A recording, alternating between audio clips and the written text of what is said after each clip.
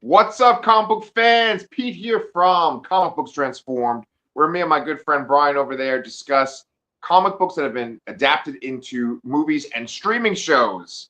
Possibly our favorite thing that we cover on this channel, because Andor is over, is Invincible. And Invincible is back with season 4 at this point. Kind of crazy, right, man?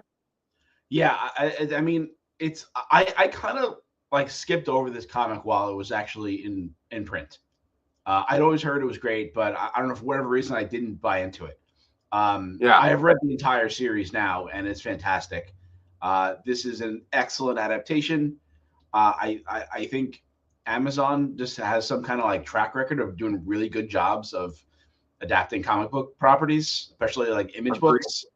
Yeah. I'm very excited for the Energon universe adaptation that's going to Oh, happen. I yeah. mean, I don't know if that's related to Amazon necessarily, but and then I heard that they're also going to do Monstrous, which another comic that I love that I need to get back and caught up with. So Oh, I okay. mean, they did Paper Girls. I love that. I mean, really, they're hitting all these like really high notes from like my favorite comics from like 10, 15 years ago. Yes. With the little exception of Saga, which I'm still asking for. I don't know Yes. how that has not been adapted yet. I mean, is Brian K. Vaughan playing hardball? Is he too busy writing like movie script adaptations? That's a good question. I mean, they did make a Why the Last Man show, and I think I watched maybe the first episode, and I didn't really like that.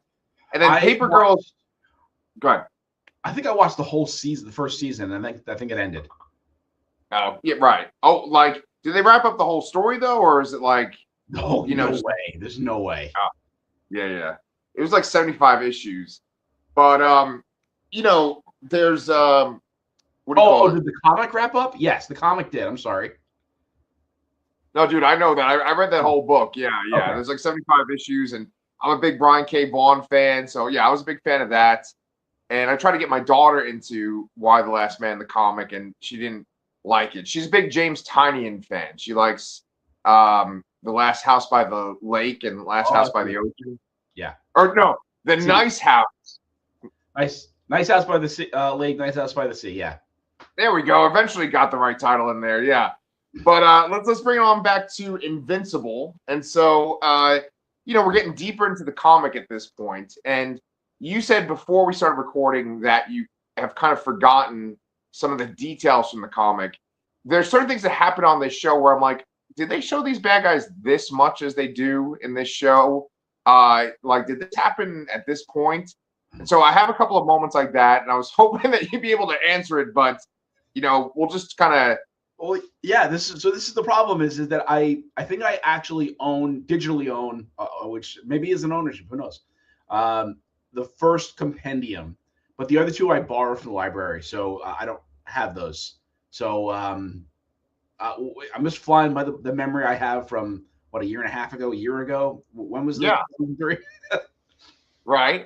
That sounds about right. About a year ago, yeah, because this one came out pretty quickly after season 3, and then like the first season, there was a big gap between the first season and the second season, but then like this one seemed to have come pretty quickly, and it's great. Like it starts off in the fallout of like the attack of all the different Invincibles from different realities attacking Earth and just causing massive devastation.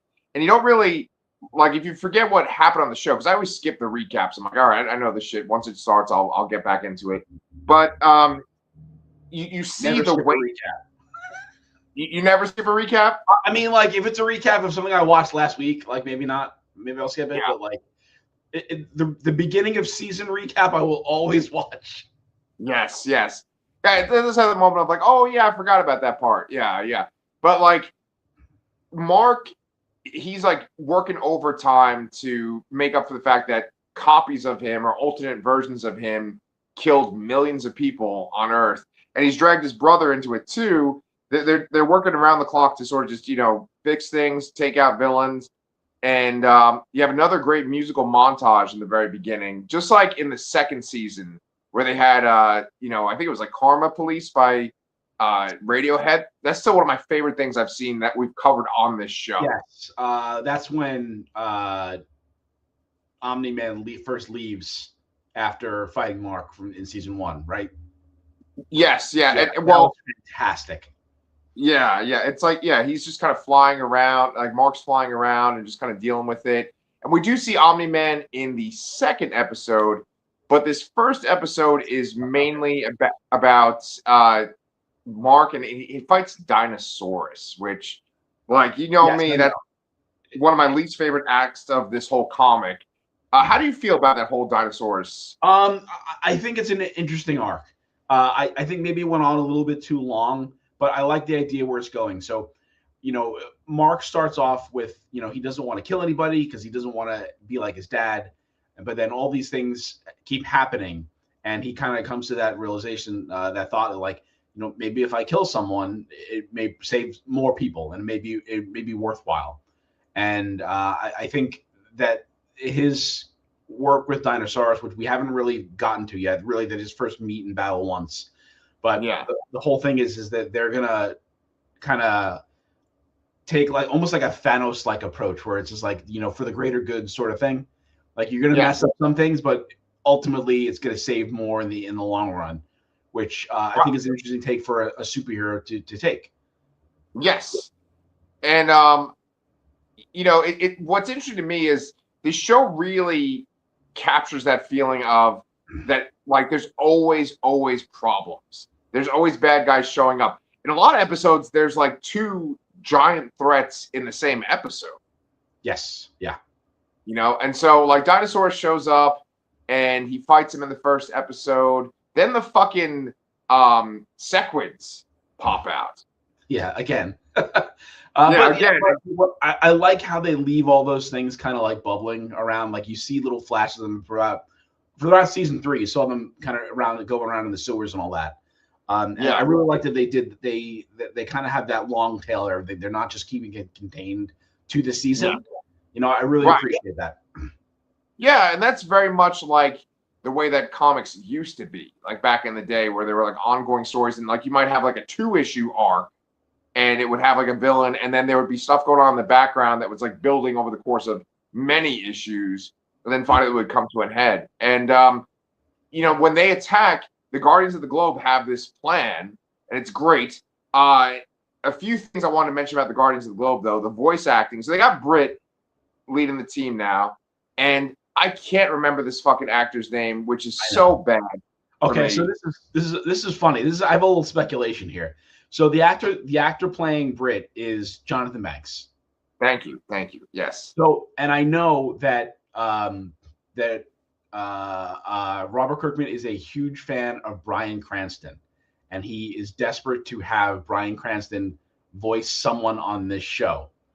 And I imagine, and I know that they've asked and they have not gotten responses or they've gotten rejections. I don't remember that detail, but I guarantee they had to have asked Bryan Cranston to voice this character. To voice Britt? Yeah. That's kind of funny. He's not super important overall, but he is going to be around like a lot through a lot of things. Yeah. Well, I mean, that's okay. So Robert Kirkman, it's kind of funny because he's made so many random superheroes and they all kind of end up showing up in Invincible. One of them is Britt, but like Britt had his own limited series from Image back in the day. And then like Tech Jacket had either like a one shot or a limited series too. And I know they're kind of making Tech Jacket a bigger deal on the show as well. The fact that they were trying to get Bryan Cranston for a role and then they end up getting Jonathan Banks, like Jonathan Banks plays Mike on Breaking Bad. Yeah, that was the connection I made, which is why I made that. I wanted to tell that story. Right. Well, I mean, Breaking Bad is one of my favorite shows of all time. And then like Jonathan Banks plays probably my favorite character on the show. So like I was sitting there listening, to this character talking. I'm like, wait a minute, crotchety old man. He sounds like someone I know. And it's like, oh, okay, that's him. But then I had the inverse effect of that because I was like, wait a minute, Robot doesn't sound like Zachary Quinto. Yeah, there's a couple voice changes in this. So this one I feel like is a little more natural because I think they're having Rudy / Rex age a little bit, And I think they're just saying that that's the voice it takes on now. He's not doing the like a voice modulation or anything anymore. I imagine that this is in preparation for what his character arc is going to happen in this season or maybe next season. They probably didn't. Maybe they could have used Zachary Quinto for this episode or these 2 episodes, and then after that, probably not. Right. So they kind of get ahead of the game, I guess. Maybe there was a couple other voices that changed too.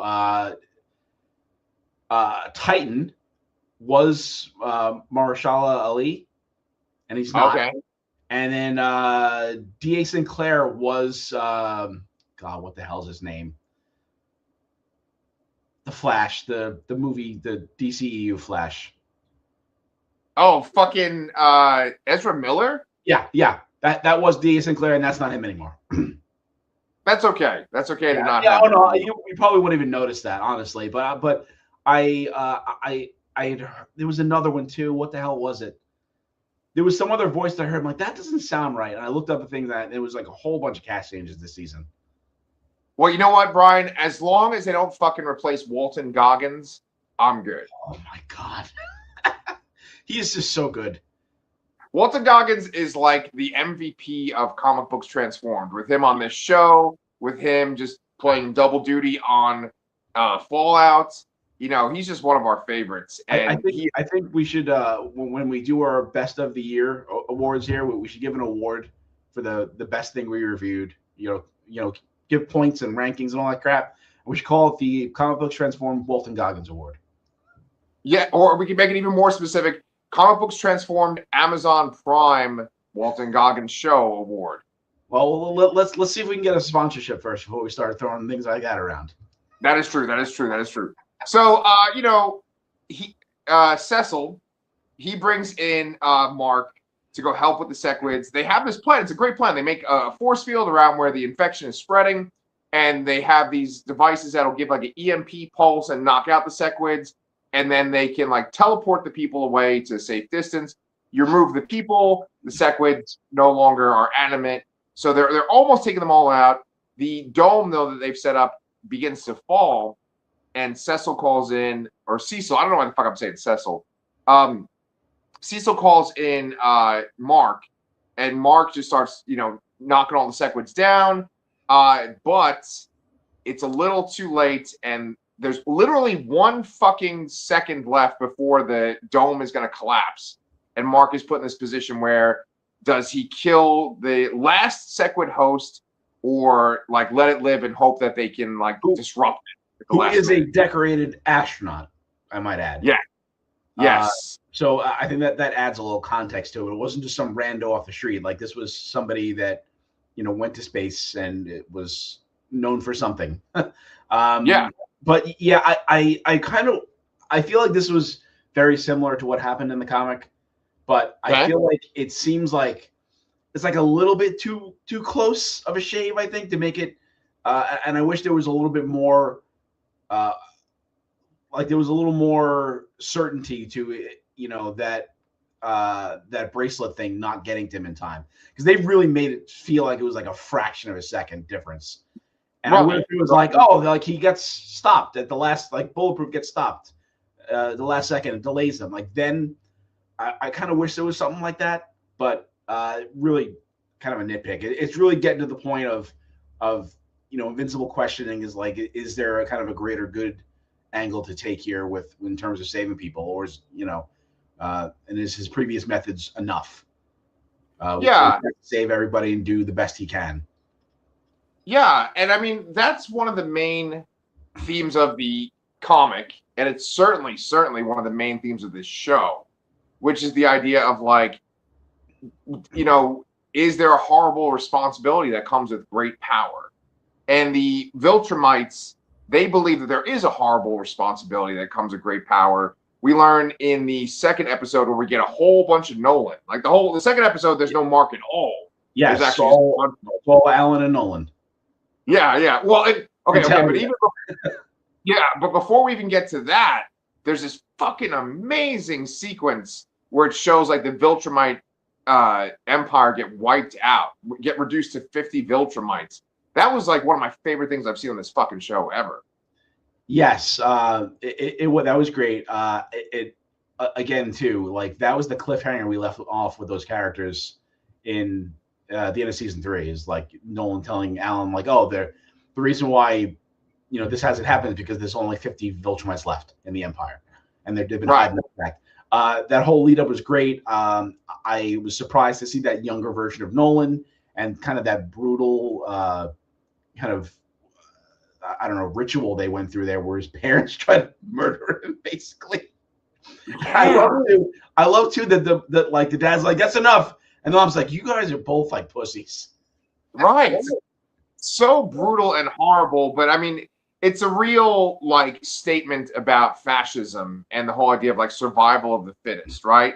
And like Darwin himself, he coined survival of the fittest, but that doesn't mean like the biggest, strongest being is the fittest. It's just basically who's the most fit for the environment. But of course, there's been many groups in human history that have corrupted that idea, and the Viltrumites are essentially the epitome of that idea. Like, we are literally Superman, we are Kryptonians, and we're the most fit, and so we have to be in charge. And to see them get decimated so well by Optimus Prime is fucking great. But I have to, Brian, I have to comment about just the music, because this show does such a fantastic job of matching music to imagery, which that's my favorite part of any kind of media. And that song that they picked and that dialogue-free montage of just them taking Viltrumite bodies and piling them up, people, getting tested, people showing signs of this virus, that's the best thing this season so far. Yeah, that was really great. I really I mean, again, we did see this in the comics, although I feel like this was a little bit later explained than this, or maybe we're getting more in depth in the show here. I could be misremembering, but the general visual of them putting all these bodies around the planet to form a ring is insane. I know. It's an insane thought and visual that to see happen in anything. Right. I love it. And, Nolan has to dump his own father's body. He finds his own father's body among the piles of corpses. And he's one of the few that are like immune to this virus or can handle the virus. And that's just the first half of this episode. The second half of the episode is just, him and Alan going to all the locations where there might be possible threats to Viltrumites. And, we got to talk about that the way they frame it, where like between each planet, Nolan just has to hear Alan and his girlfriend banging in the bedroom. Yes. I very distinctly remember that scene from. I feel like they only showed it once or twice, maybe in the comic, but they played up that comedic effect very nicely in the show here. Yeah. And I love the fact that, like, okay, first of all, the ship that they're on is sort of a, it's a spoof on the Enterprise and Captain Picard. And then, like, he thought that they were in some kind of throuple, so he was okay with them sharing quarters, even though there's other quarters on the ship that no one could have had. Great fucking beat on the story there. I love that there was like the android dude was like download or something like that. Download, right. Yeah, and Worf was like Wart or something. Yeah. But what was your favorite encounter that they had with a threat to the Viltrumites? Ooh, that's a good question. I'm gonna say those red dinosaur looking things. I don't remember what they're actually called. I like that because there was an argument between Nolan and Alan about because Alan makes some kind of comment about every time I think what the Viltrumites did across the galaxy couldn't get worse. Like I hear this.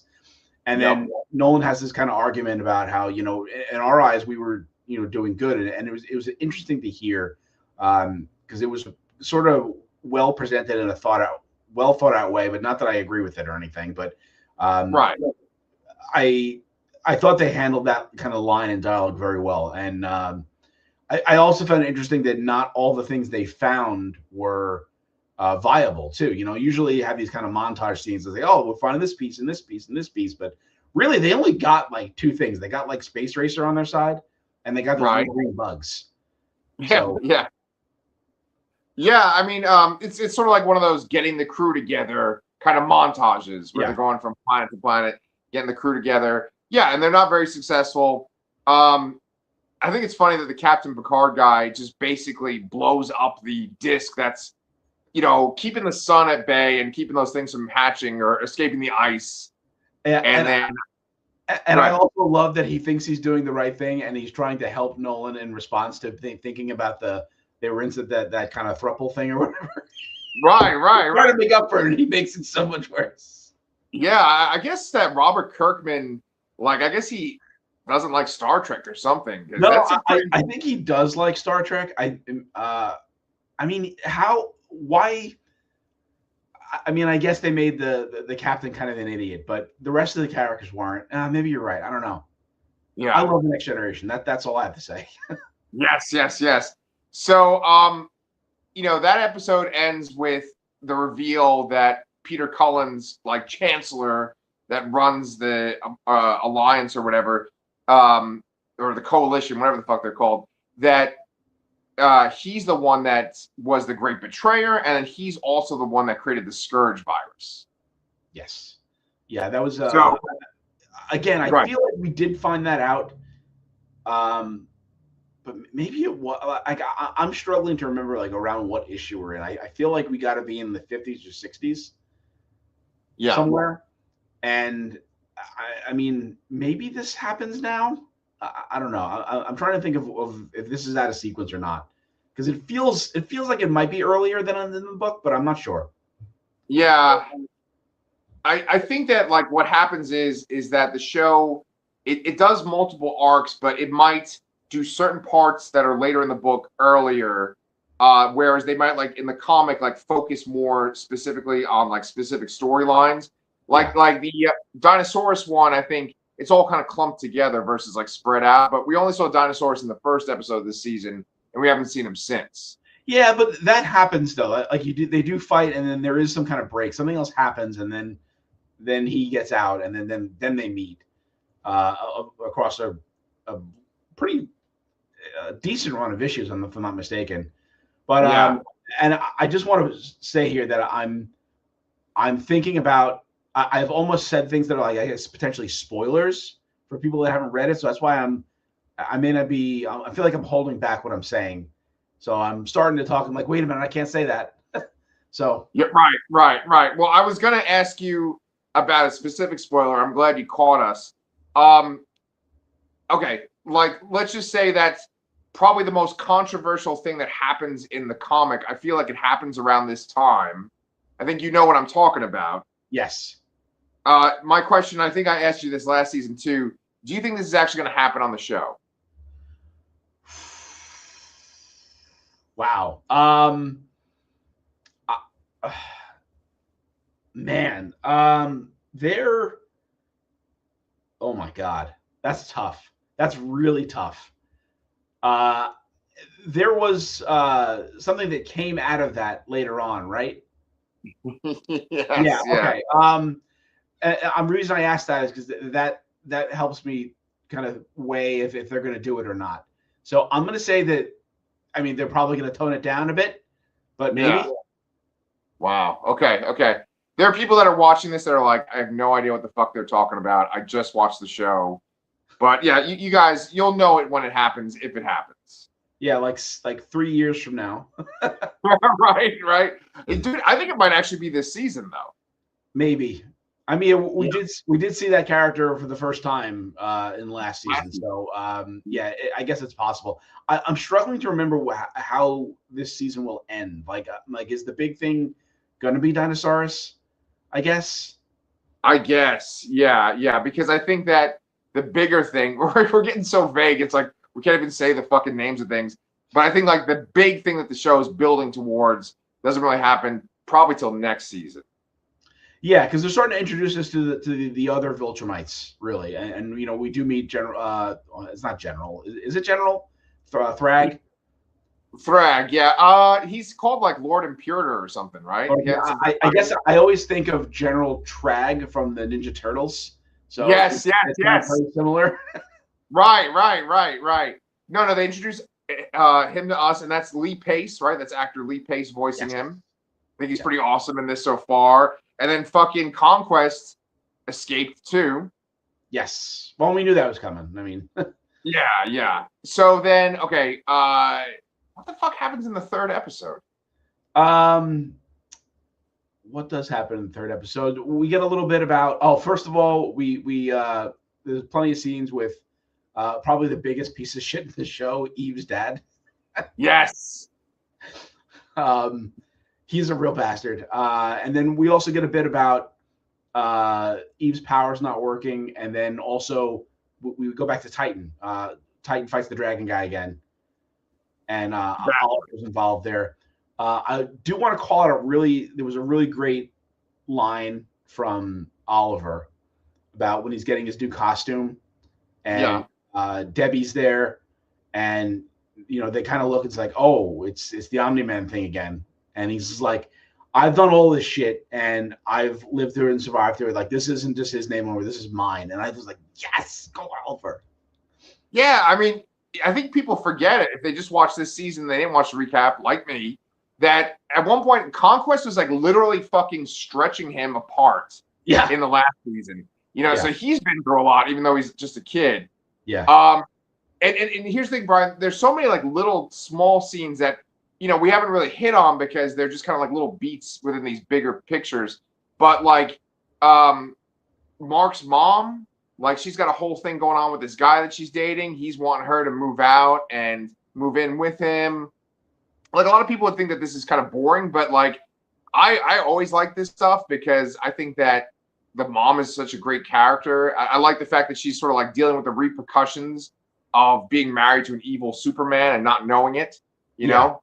And I think that they've definitely expanded her role in the show, and they've done an excellent job writing her. And Sandra Oh is great as performing as her. Exactly. It's like you got Sandra Oh, make it so much more detailed and just nuanced, great stuff. You mentioned the stuff about Eve's powers, and then the alien invasions. The God, I don't remember what they're called, but the green alien guys that age really fast. So that was in this episode, the third episode. That was the third episode, yeah. And then it ends with Robot and Monster Girl being trapped on the other side, which is a whole arc for them. Right.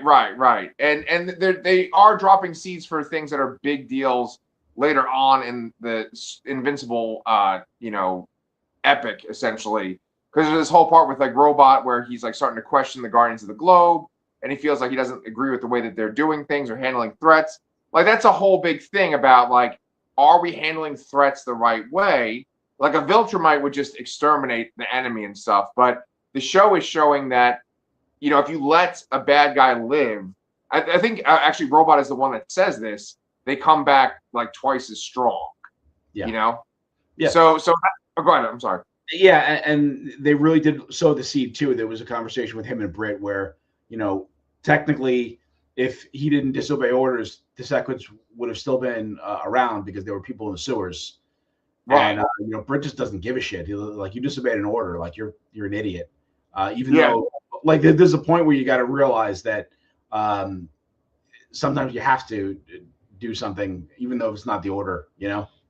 Right. And it's so funny because like Britt, he takes like so much damage. He literally just gets like shot in the head by one of the aliens at one point. He just keeps running. Like, he goes like this for a second and keeps running. There's one part where like he jumps on a grenade and he goes flying up into like the Times Square type big giant screen. Yeah. And he's okay. He really took a beating. Like, I equate he doesn't seem to have like super strength and anything like that, but he seems almost like Luke Cage in a way, like power set wise. Totally agree. Yeah, instead of Cage, it's Britt. Right. And so Robot and Monster Girl being stuck in this other dimension, that's going to be a big deal moving forward. I'm trying to think what was like the sort of like the cliffhangery ending. I think Conquest. It was Conquest going back to Thrag. Okay, Conquest going back to Thrag, and then he's like, you should kill me because I failed you. And then Thrag's like, I'm not going to kill you. You have work to do. Yeah. So, yeah. Is there anything that I'm forgetting or anything that like we should talk about? No, I think we covered most of the major parts. Yeah. Well, I guess we didn't. No. You know what's one thing we didn't talk about was Titan is the African American guy that he has like the stone. The rock face or whatever. So it's actually like a really great sequence where he's got guards and stuff. He's got security with him in the park while he's taking his family to the park, and they just get like wiped out, like decapitated real quickly. It's essentially by this like ninja who has like almost like Magneto powers, where he it's basically if the Shredder had Magneto's powers. Right. And there was something like kind of disturbing. Like this show has a lot of like disturbing death moments in it, and just like the people sort of like checking in with their walkie talkies or whatever, and then immediately getting their head sliced off, like that kind of bothered me. And the one woman that was in charge of the security detail, she got cut in half. I was like, oh god. Yeah, it was pretty gruesome there, but that was an interesting story. I mean, the last time we saw Titan, it was he was fighting to get out of the ring or whatever it's called, and but they were still coming after him anyway, and ultimately he gets played by Machine Head, and both he and the guy, the dragon guy, are both now working together under the ring again, and they can't kill each other anymore. So I don't remember really what happens with them after that. I guess as far as I remember. Yeah, well, you know what? Like, I don't even remember what happens on the show. Like, did they show the end of that scene? Yeah. Like, so what happens is that there's the meeting of the ring of all the crime bosses or whatever. Yeah, and I think it's called the ring. I could be wrong. And then they welcome Titan back in. So because if you're in the ring, like you can't fight with somebody, you're not to like put a hits out on somebody else that's also part of the gang. And then right after that, the dragon dude comes in too, and they realize that the Machine had played them both basically to get them back under his thumb, really. Okay. I love fucking Machine Head and his like auto-tuned voice. He has some great lines. He had some great dialogue with the whole like he's sitting there with the drink at the bar, even though he can't drink anything. Yeah. Who's the voice actor for him? I don't know. Okay. There's so many voices on the show. I bet it's probably someone from Walking Dead because there's so many Walking Dead people on this. Right. That lady, that green lady that was sucking the power out. I'm pretty sure that was Michonne, although I can't guarantee that. I totally agree because she was like her character in Black Panther. She even kind of had like a staff like that. Yeah. No, I recognize her voice. Yeah, you're right. Well, shit, man, that was fun talking about this show. I fucking loved this show. Yeah, I'm really glad. We'll be able to go over the next episode more in depth because it'll just be one episode. But we still got to go cover Daredevil Born Again season 2, which I'm not as excited to talk about as I was this. Yeah, that's fair. All right. Well, so guys, make sure that if you enjoyed this episode, it's your first time watching, please come join us, and we will be here next week for Invincible. I usually at the end of these things say some sort of perverted thing that's connected to the show, but I'm a little fried. So I'll give you 2 good ones next time.